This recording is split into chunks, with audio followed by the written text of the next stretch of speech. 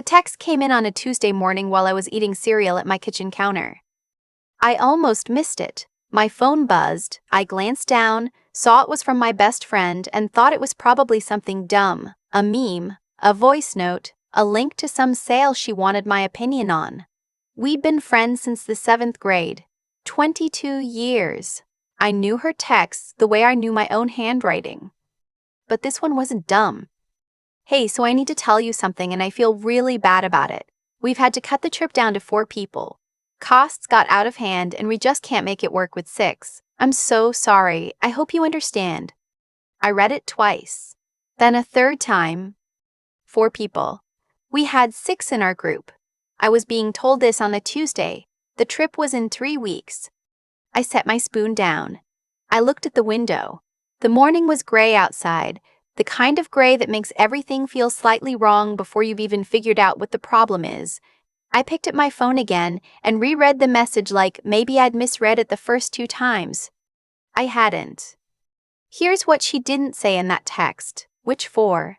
She didn't say who was still going. She didn't say why the cost got out of hand specifically, or why the solution was to drop people from the trip rather than, say, find a cheaper rental or split costs differently. She also didn't say, and this is the part that took me a few minutes to clock, that I was the one being cut. But she didn't have to. If I were still going, she would have called. She would have led with, "Don't worry, you're still in." She would have softened it differently. Instead, she said we've had to cut the trip down and then apologized in that careful, pre-drafted way that people use when they've already decided something and just need you to receive it quietly. I sat with it for a minute. Then I texted back, "Got it. Thanks for telling me." She responded with 3 heart emojis and, "You're the best. I knew you'd understand." I didn't respond to that one. The trip was supposed to be 6 of us. My best friend, her sister, 2 women from our college friend group, and 2 others including me, renting a house on the Oregon coast for 4 days. It had been in the works since January. I was the one who'd originally found the rental. I'd spent 2 separate evenings going through listings, comparing square footage and ocean views and proximity to town, putting together a shared doc with my top 3 picks and a breakdown of the cost per person. I'd sent the doc to the group. My best friend had picked the house from my list. We put down a deposit. I was not on the deposit. That part I'd left to her because she had a card with cashback rewards and said she'd handle it. Now I was not on the trip either. I went to work. I sat in meetings. I answered emails. Somewhere around 2 in the afternoon, while I was waiting for a document to load, I opened a new browser tab and started looking at flights. Not to Oregon. I wasn't interested in Oregon anymore. I started looking at Charleston, South Carolina. I'd wanted to go there for years. The architecture, the food, the water, the fact that it's one of those cities that feels like it has actual weight to it, actual history under your feet when you walk around. I'd never gone because there was always something else, always a group trip that took priority, always a reason to save the solo travel for later. Later was now, apparently. I found a flight leaving on a Thursday, 2 days before the Oregon trip was starting. That got into Charleston in the early evening. I found a hotel in the French Quarter with a porch that looked out over the street, with exposed brick walls and a clawfoot tub and a rating of 4.9 stars from over 800 reviews. I sat there looking at the price. It was more than my share of the Oregon trip would have been. I booked it anyway. Then I booked a dinner reservation at a restaurant that had a 3-month wait list for weekends. Thursday wasn't a weekend. I got a table for 1 at 7:30, porch seating, overlooking the harbor. I did not think about it for very long before I confirmed it. I didn't tell anyone. The next few weeks were regular. I went to work, I went to the gym, I texted my friends the way I always did. My best friend sent updates to the group chat. The Oregon house had a hot tub, they'd figured out the grocery run, did everyone remember to bring their own beach towels? I read them. I didn't respond. Nobody noticed for a few days, and when my best friend finally texted me directly to ask if everything was okay, I said yes, totally, just been busy with work. "You've been so quiet in the chat," she said. "Yeah," I said. She sent a sad face emoji and then a string of the ones with the little hearts, and I left it on read and went back to packing my suitcase. I want to be honest here, because I've thought about this a lot since. I wasn't planning some elaborate revenge. I wasn't even particularly angry, or at least not in the sharp, hot way that makes you want to say something. What I was, mostly, was tired. Tired in that specific way that comes from realizing that a relationship you thought was mutual was actually running on different math than you'd understood. I had been the person who found the house, who made the spreadsheet, who asked everyone's dietary restrictions before the grocery planning conversation even started, who remembered that one of the women in our group had a dog allergy and double-checked the rental before sending it to the group. I'd done all of that because I wanted to go on a trip with people I cared about, and I was good at logistics, and it had seemed natural at the time. What it had actually been, I now understood, was optional. My presence in the group, the contributions I made, the 22 years of showing up. All of it had a price, apparently, and when costs got out of hand, I was the line item that got cut. I didn't want to fight about it. I didn't want a conversation where she explained her reasoning and I had to sit there and decide whether the reasoning was good enough. I didn't want to negotiate for my spot back. I just wanted to get on a plane and go somewhere that had nothing to do with any of this. Thursday morning, I woke up at 5:30, finished packing, called a rideshare to the airport. My flight was at 8. I got through security with time to spare, found a seat near my gate, and ordered a coffee from the little cafe cart by the window. The airport was quiet at that hour. The sky outside the windows was just starting to lighten, pink at the edges. I took a photo of my boarding pass and the coffee cup in the pink sky. I posted it to my personal Instagram, not the group chat, just my feed, with the caption, "Early flight energy. Solo trip, long overdue." I didn't tag a location. I didn't say where I was going. By the time I boarded, I had 11 comments. My best friend had liked the photo. She hadn't commented. I turned my phone face down on the tray table, watched the runway shrink below me, and felt the first unclenching of something I hadn't fully realized I'd been holding. Charleston in June is warm in a way that wraps around you. Not the aggressive heat of midsummer, not yet, just warm enough that the air feels like it means well. I got into the city around 6 in the evening. My driver took the bridge over the water, and I watched the harbor open up below us, all that silver blue light. Boats moving slowly in the distance, the low skyline of the peninsula ahead. The hotel was exactly what the photos had promised. The woman at the front desk had the kind of unhurried warmth that feels specific to the South. Not performative, just genuinely unrushed. Like there was nowhere else she'd rather be than checking me in and telling me about the good coffee shop 2 blocks east in the Saturday farmers market I might want to know about. My room had the clawfoot tub and the exposed brick and a set of tall windows that looked out over the street below. I set my bag down and stood at the window for a minute, watching a couple walk by with a dog, a man on a bicycle, a group of tourists looking up at the architecture with that particular expression of people who are somewhere genuinely beautiful and know it. I ran a bath. I ordered room service for the first time in years. A bowl of shrimp and grits that was so good I actually stopped eating halfway through just to notice how good it was. I watched something on my laptop I'd been meaning to watch for months. I went to sleep at 10:30 and slept without waking until 7 the next morning.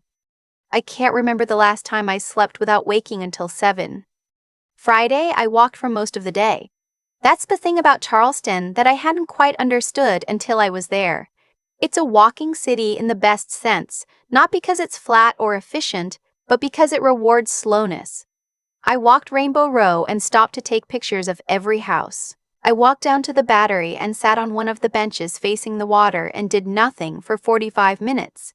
Just sat there watching sailboats and listening to the wind. I found a bookshop on King Street and spent an hour and a half inside, bought 4 books I had no intention of reading quickly. I had lunch at a place with outdoor seating and a menu that changed daily and ate roasted oysters and a cucumber salad and a glass of white wine in the middle of a Friday afternoon like someone who had nowhere to be because I had nowhere to be.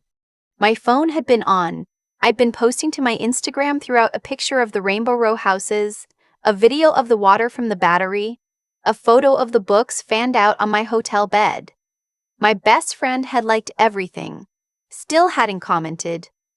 The Oregon trip had started that day. I knew this without having to check. Saturday was the reservation. I put on a dress I'd bought specifically for the trip, green, the kind of fabric that moves when you walk, and took a rideshare to the harbor. The restaurant was everything I'd hoped it would be. Porch seating overlooking the water, string lights in the trees, a menu that took itself seriously without being pretentious. I had the crab cake appetizer and the grilled fish, and a glass of something the sommelier recommended when I told him I wanted something interesting. He was right. It was interesting. The server asked if I was celebrating something. I thought about it for a second. Kind of, I said. I got uninvited from something, so I came here instead. He looked at the harbor, the lights in the water, the perfect June evening. He looked back at me. Whoever did that, he said, has no idea what they did you a favor. I laughed. It surprised me, a real laugh, the kind that comes from somewhere genuine. I tipped him very well. I posted a photo from dinner, the harbor in the background, the candle on the table, the edge of the wine glass. Caption: the reservation I never would have made if things had gone differently. Grateful for plot twists. I went to sleep that night full and warm and more at peace than I'd felt in months. Sunday morning, I was sitting on the hotel porch with coffee and one of my new books when my phone lit up. Not a text, a call. From my best friend's sister. I looked at it for a moment. Then I let it go to voicemail. She called again 10 minutes later. This time I picked up. Hey, I said, everything okay? There was a pause. The kind of pause that means things are not, in fact, okay. Where are you? She said. I've been seeing your posts. Are you on a trip? Yeah, I said. Charleston, it's beautiful. Oh, another pause. So you couldn't come back early, could you? Like if something was wrong? I set my coffee down. What's going on? What came out over the next 10 minutes was this. The Oregon trip had not gone well. It had, in fact, gone spectacularly badly in a way that somehow managed to be both surprising and completely predictable. On the first evening, my best friend and one of the other women had gotten into an argument about the sleeping arrangements. Apparently, the room situation had been settled in advance, but two people felt they'd been given the worst rooms, and the conversation about it had escalated in the way that vacation conversations do when people are tired and slightly defensive about costs they've already committed to. The argument had dragged in other grievances. Old ones. Things that had apparently been simmering in the group for a while. By the second day, two of them weren't speaking to each other. My best friend's sister had been playing peacekeeper. The group dynamic, always apparently more fragile than it looked from the outside, had fractured in ways that nobody had anticipated and nobody seemed equipped to handle. We kept thinking, her sister said slowly, like she was choosing her words, that if you were here you would have, I don't know, you're always good at this stuff. Getting people to calm down, finding the middle. I was quiet for a moment. I wasn't invited, I said. I know. Her voice was small. I know. I told her she shouldn't have. She stopped. I'm sorry. I'm sorry you got cut. That wasn't right. Thank you, I said. I appreciate you saying that. Is there anything, could you just talk to her on the phone? She won't listen to me and things are really tense and… I'm on vacation, I said. I'm going to stay on vacation. Another pause. Okay, she said. Yeah, that's fair. We said goodbye. I picked my coffee back up. Down on the street below the porch, the city was waking up. A jogger, a woman walking two small dogs, the sound of a bakery opening somewhere nearby, the smell of something sweet in the warm morning air. My phone buzzed. Text from my best friend. I heard you're in Charleston. That looks amazing. Hey, things up here got a little complicated. Are you doing okay? I read it twice. Then I typed back. Doing really well, actually. Hope things smooth out, enjoy the coast. She didn't respond to that for a few hours. When she did, it was just, we need to talk when you're back. Sure, I said. I finished my coffee. I finished 2 chapters of my book. I went and had brunch at a place that did biscuits the size of my fist, with local honey and soft scrambled eggs. And I sat outside in the shade and ate slowly and watched the street and thought about almost nothing. My flight home was Monday evening. I spent the last morning walking the city one more time, back down to the water, back along the streets I'd covered already because I didn't mind seeing them twice. I bought a jar of local hot honey and a small print from an artist selling things outside a gallery, a simple watercolor of the harbor in blues and grays. I packed my bag in the afternoon, sat one last time on the hotel porch, and looked at the street below. I'd come here because I'd been removed from something. That was the reason this trip existed. And I had spent 4 days in one of the most beautiful cities I'd ever been to, alone, entirely on my own terms, eating what I wanted and sleeping as long as I wanted and walking wherever my feet wanted to go. I'd had a dinner I would think about for years. I'd slept, really slept, in a way I couldn't remember doing in a long time. I'd read parts of 3 books. I'd talked to nobody who expected anything from me. And back in Oregon, the trip I'd been cut from had fallen apart. I wasn't glad about that exactly, but I was struck by it. The way it clarified something I'd been soft focusing on for a while. The idea that I was the flexible one, the easy one, the one whose presence was negotiable and whose absence could be managed. What the Oregon house had apparently discovered, without me there to quietly smooth things over, was that the presence had been doing more work than anyone had acknowledged. I don't say that with bitterness. I say it the way you'd say anything that took you a while to see clearly, with a kind of tired recognition. The rideshare to the airport took me back across the bridge. I watched the harbor one last time, the water going silver in the late afternoon light. I thought about the server's comment, "Whoever uninvited you did you a favor," and I turned it over in my mind. Maybe it wasn't a favor in any intentional sense. But I was sitting in the back of a car with a watercolor painting on my lap and honey in my bag, heading home from 4 days in Charleston. And the trip that had been built around my exclusion had collapsed without me. Whatever that was, it was something. The talk with my best friend happened the following Saturday at her apartment. I drove over in the morning, brought coffee from the good place. She looked tired. She told me about the trip. More detail than her sister had given, a full account of how the sleeping room argument had spiraled, which grievances had come out, how things had ended awkward and unresolved and with at least one friendship in the group, in a state she wasn't sure about. She apologized for cutting me. She said she'd made a mistake and she should have handled the cost issue differently, and she was sorry. I believed that she was sorry. I believed that was true. "You could have called me," I said, "when things started falling apart, not to fix it, just to tell me." "I know," she said. I was embarrassed. "You could have called me back in January," I said, "when the cost conversation was happening. I would have figured something out. I've always figured something out." She was quiet for a second. "I know," she said again. I drank my coffee. She drank hers. Outside her window, the street was bright, Saturday morning light, someone mowing a lawn somewhere. "I'm not going anywhere," I told her. "I'm not ending the friendship. But I need you to understand that what happened wasn't a small thing. Being removed from a trip I helped plan, 3 weeks out, in a text message, that's not something I'm going to just absorb and move on from like it didn't happen." She nodded. She looked like she was going to cry, and I wasn't trying to make her cry, but I also wasn't going to soften it. "I went to Charleston instead," I said. "I had a really good time. I'm glad I went." "Your posts looked amazing," she said, and her voice cracked a little. "They were," I said. "It was." We sat with that for a minute. Then we talked about something else. Something small, the way you do when the important thing has been said and you need to let it settle. Eventually, I went home. I still have the watercolor. It's hanging in my hallway now, the harbor in blues and grays, the small boats in the distance.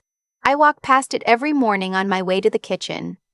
I look at it sometimes and think about sitting on that porch with my coffee, the warm air, the street waking up below, the silence that felt like mine, the space I'd made for myself inside a weekend that had started as a rejection. I'm not a person who believes everything happens for a reason. I don't think the universe arranged for me to get kicked off a trip so I could find myself in South Carolina. What I think is simpler than that. I had a bad thing happen, and instead of waiting around for someone to make it right, I made something else out of it. That's it. That's the whole thing. But I'll be honest with you, some mornings, walking past that painting, I do think they cut the guest list to save money and still couldn't make it work. And I was on a porch in Charleston eating shrimp and grits like someone who had the whole weekend to herself. I guess sometimes the cut list cuts in your favor, even when it's not trying to. There's a watercolor painting hanging in my hallway now. Blues and grays, the harbor, small boats in the distance. I bought it from an artist on a sidewalk in Charleston on the last morning of a trip I never would have taken if things had gone the way I expected them to. I think about that sometimes, the strange math of it. I was cut from a trip I helped build. Found the rental, made the spreadsheet, remembered everyone's allergies and preferences, and the response to that, from the person who cut me, was that I was easygoing enough to absorb it.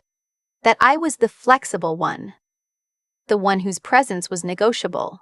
22 years of friendship, and somewhere in there it had quietly become assumed that I would show up when needed and disappear when convenient. What I've come to understand is that this kind of thing doesn't happen all at once. It happens in small decisions, small moments where someone tests the boundary and you accommodate them, and accommodation becomes expectation, and expectation becomes the whole structure of how they see you.